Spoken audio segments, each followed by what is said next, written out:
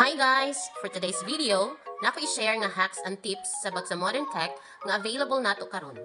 Helpful sa di siya sa ato setup ron samot na nga online og wireless na kasagaran to kipanggamit. Maybe kabalo na ang kadaghanan, pero i-share gihapon nako para sa uban nga wala pa. I-share na ako unsaon pag-connect sa cellphone YouTube to Android Smart TV YouTube, cellphone YouTube to laptop YouTube, o wireless display para sa imong laptop to Android or Smart TV.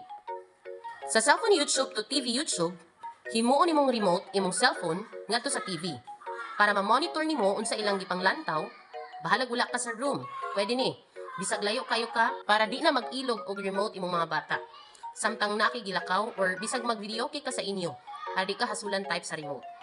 First step, kay open ka sa TV YouTube, then adto ka sa settings, link with TV code, na imo gawas diha nga code, then adto ka sa imo cellphone YouTube, then makakita kag TV icon, upper right corner sa imo cellphone, click na siya, niya click lang tong link with TV code.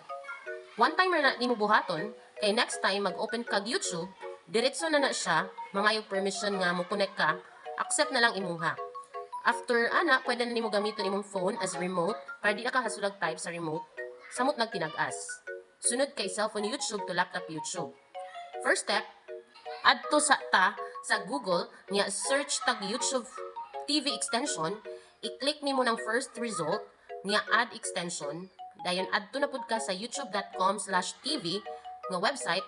Kung naa mo gawas nga QR like sa video, pwede ra na nimo i-scan dayon, accept na lang, pero og wala, pwede ra ka moadto sa settings niya link with code.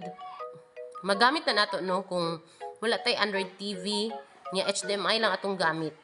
I-connect sa laptop while nag-video class ta.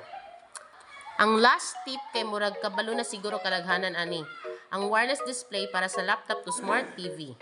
First step kay adto sa apps sa ato smart TV nya tan-awa kung naay Kindlake or any apps nga ga-offer og wireless display, nya open nimo settings sa imo laptop, dayon display, connect to wireless display, dayon humana, all set na, pwede na ka mag-presentation sa laptop to TV nga di na magsalig og HDMI.